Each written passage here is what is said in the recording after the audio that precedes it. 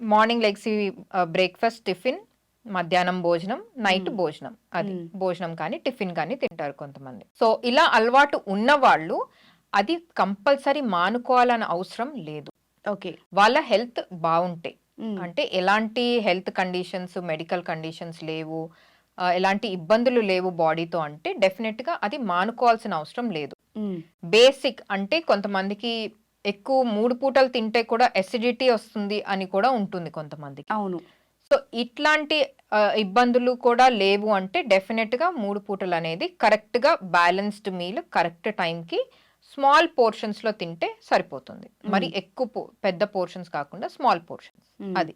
Next ఇప్పుడు intermittent fasting. అంటే హ్మ్. రోజుకి 2 సార్లే తినాలి. హ్మ్. ఇది ఎందుకు చేస్తారు?